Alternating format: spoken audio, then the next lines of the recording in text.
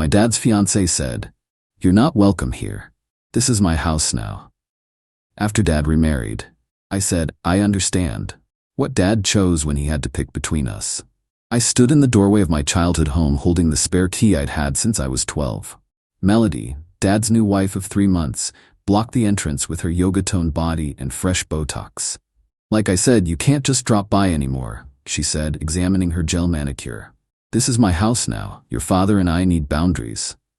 Behind her I could see my mom's piano still in the living room, the growth marks on the kitchen doorframe, my basketball hoop in the driveway. But apparently, none of that mattered anymore. "I texted Dad I was coming," I said. "Well, he didn't tell me, and as the lady of the house, I need to approve all visitors."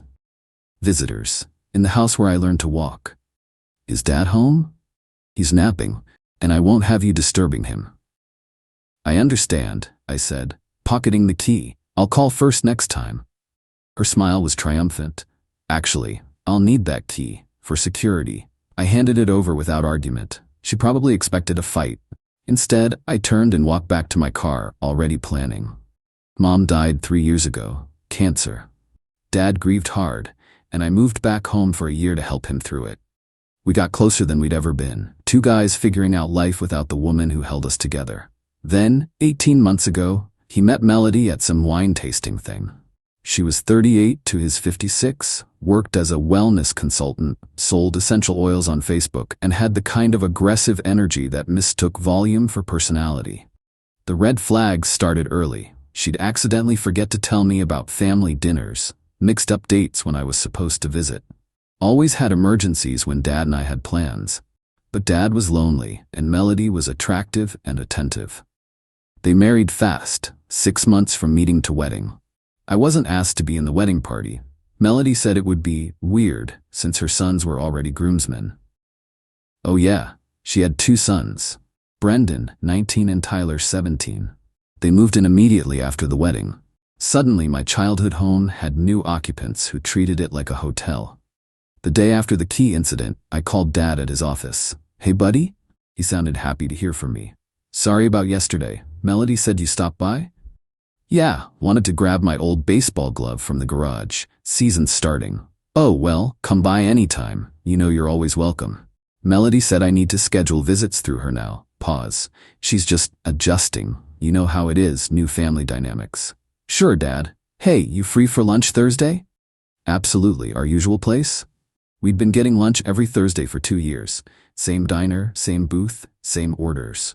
Our tradition from when Mom was sick. Thursday came. Dad didn't show. Called his cell. Melody answered. "Oh, Theo, your father's under the weather. Must have eaten something bad. Can I talk to him?" "He's sleeping. I'll have him call you." He didn't call. Texted later. "Sorry, bud. Stomach bug. Rain check." This became a pattern. Dad would make plans, then cancel last minute. Always through Melody. Always vague excuses. Meanwhile, I started hearing things through family friends. Brendan had taken over my old room, turned it into a gaming paradise. Tyler was using Mom's art studio as a party space. Dad was paying for both kids' expenses, cars, insurance, spending money. But the real slap came from my cousin Jade, who worked at the bank. "Theo, I shouldn't tell you this, but your dad added Melody to all his accounts. And she's been moving money, a lot of money." "How much?" "I can't say exactly, but she opened accounts in just her name, and there are daily transfers hitting the max limit." Dad had worked his whole life building his contracting business. Mom's life insurance went into his retirement fund. Now Melody was siphoning it. I tried talking to him, called his office directly.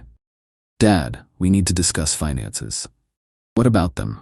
"Just making sure everything's secure, you know, with the new family situation." "Melody handles all that now. She's better with numbers than me." "Melody, who sold pyramid scheme oils, better with numbers than a man who ran a successful business for 30 years. "Dad, when's the last time you checked your accounts?" "Theodore." He only used my full name when annoyed. "I don't appreciate the implication. Melody is my wife." "I'm not implying anything, just worried." "Well, don't be. I've got to go. Client meeting." He hung up. Later, got a text from Melody. "Your father is very upset by your accusations. This harassment needs to stop." I hadn't accused anyone of anything, yet. 2 weeks later, Dad's birthday arrived. I'd planned a surprise dinner at his favorite steakhouse, invited his brothers, his best friend, reserved the private room, everything. Day of, I called to confirm he'd be free. Melody answered. Again. Oh, tonight won't work. We're having a family celebration. I'm family. Immediate family, you understand. I'm his son. And I'm his wife. The family dynamics have shifted, Theo. You need to accept that. Can I at least drop off his gift? Mail it. We're quite busy preparing. I drove by that night. No cars in the driveway, except Dad's truck and Melody's Mercedes, new of course. No party. Lights off by 9 p.m. Posted on Facebook the next day. Amazing birthday dinner with the whole family. Photos of Dad, Melody, and her sons at the steakhouse. The same one I'd booked. She'd stolen my reservation. Called and claimed to be me, changed it to her name. That's when I stopped playing defense. First, I pulled public records. The house, my childhood home, was in Dad's name alone. Mom had insisted on that, said it should go to me if anything happened. Dad had verbally promised the same, but property records showed Melody was pushing for refinancing. New mortgage applications with both names. Dad resisting so far, but for how long? Next, I documented everything. Every canceled plan, every unanswered call, every financial red flag. Built a timeline showing how she'd systematically isolated him. Then I played the long game. Started showing up at Dad's job site, couldn't block me from public property, and Dad's crew had known me since I was 10. Brought coffee and donuts, chatted with the guys. Haven't seen you around the house lately, his foreman Rick mentioned. Yeah, Melody prefers I call first now. That woman. Rick shook his head. Your dad seems tired lately, stressed. He mention anything? Just that money's tight, which is weird. We've got more contracts than ever. Money tight while business boomed. Wonder where it was going. Started timing my visits for when I knew Melody was at her wellness workshops, MLM meetings. Dad was always happy to see me, but nervous. Maybe don't mention to Melody you were here, he'd say. She gets anxious about unexpected guests. Dad, it's me, not some stranger. I know, but just easier this way. Easier. My father, who once stood up to a client twice his size for disrespecting Mom, now tiptoeing around his new wife. The breaking point came during what was supposed to be Mom's death anniversary. We always visited her grave together, left yellow roses, her favorite. Dad didn't show. No call, no text. I waited at the cemetery for 2 hours. Finally called his office. Secretary said he'd taken a personal day. Called his cell. Straight to voicemail. Went to the house. Melody's car was gone, but Dad's truck was there. Rang the doorbell. No answer. Still had my garage door code. She hadn't thought to change that. Found Dad in his workshop, building a bookshelf. He looked up, surprised. Theo, what are you doing here? It's Mom's anniversary. His face crumbled. Oh God, Melody said it was next week. Dad, it's the same date every year. I know, she handles the calendar now. She handles everything now, doesn't she? He set down his tools, looked older than his 56 years.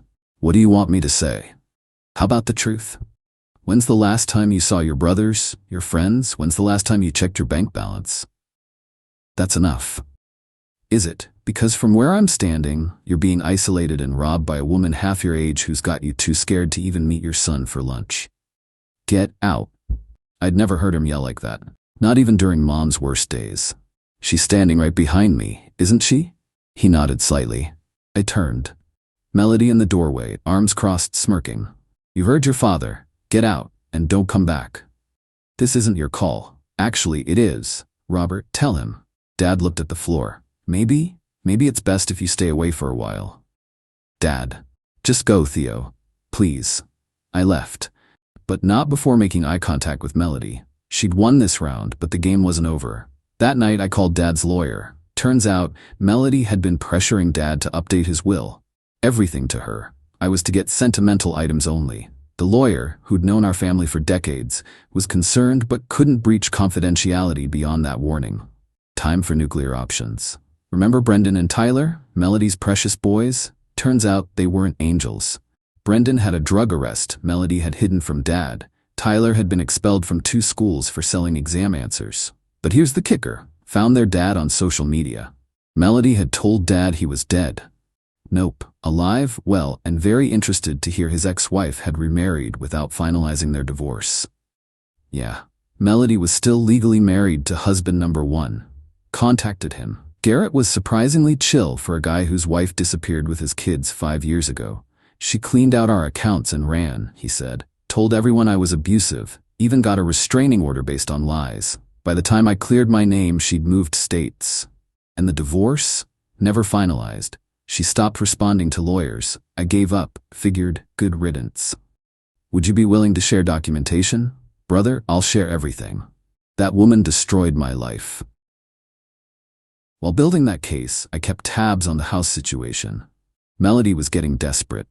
Dad wouldn't add her to the deed, so she started playing dirty. Suddenly, Dad was having memory issues. Melody told neighbors he was showing signs of dementia, suggested to his crew he might need to retire, started accompanying him to doctor's appointments, speaking for him. Then she made her mistake.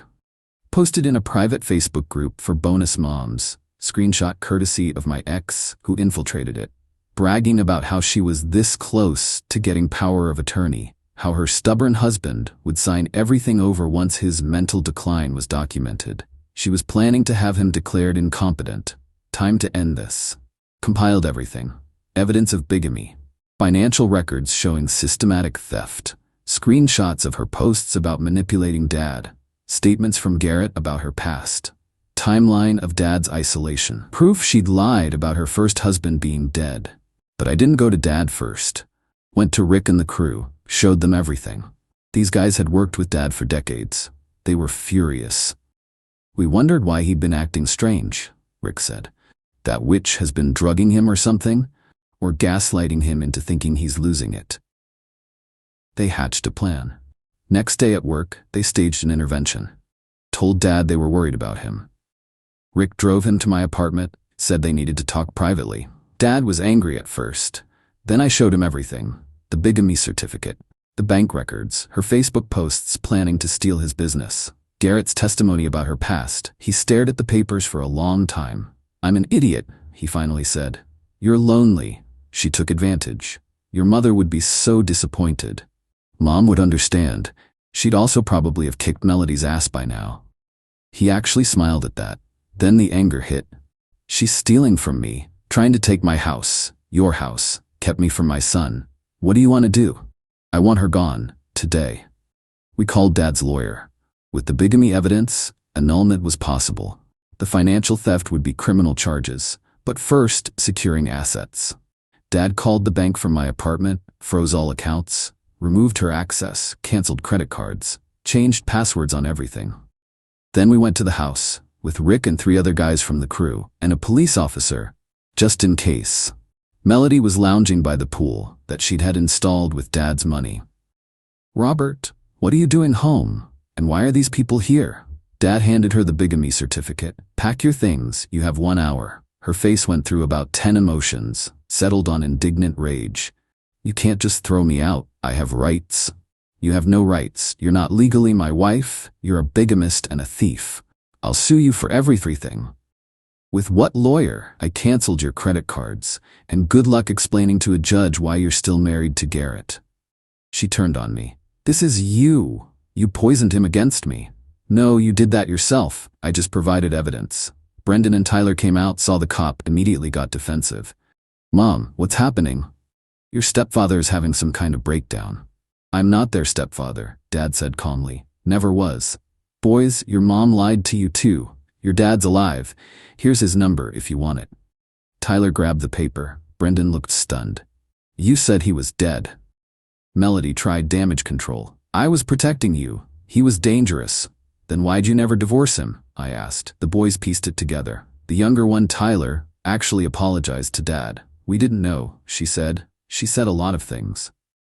They helped her pack, but the dynamic had shifted.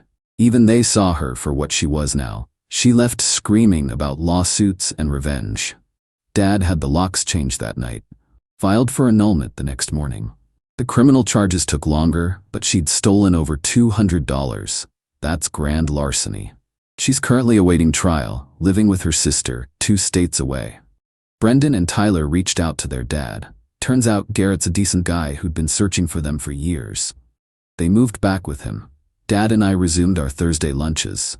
He joined a grief support group. Should have done that after mom died instead of jumping into dating. Started therapy too. The house feels like home again.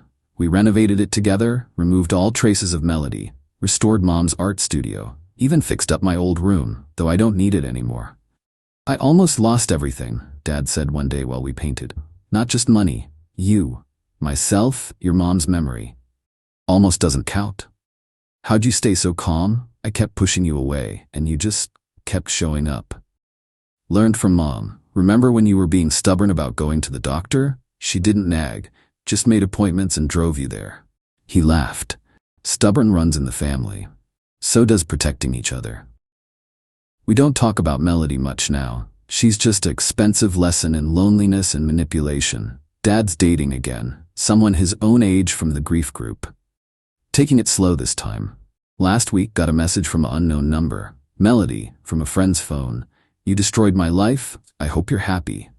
Didn't respond. Just screenshotted it for the lawyer and blocked the number. She destroyed her own life the moment she decided to prey on a grieving widower. I just held up a mirror. Dad's teaching me the contracting business now. Says he wants to semi-retire, have me take over gradually. We work side by side, building things instead of tearing them down. The house is in a trust now, ironclad. When Dad goes, it passes to me just like Mom wanted. No future Melodies can touch it.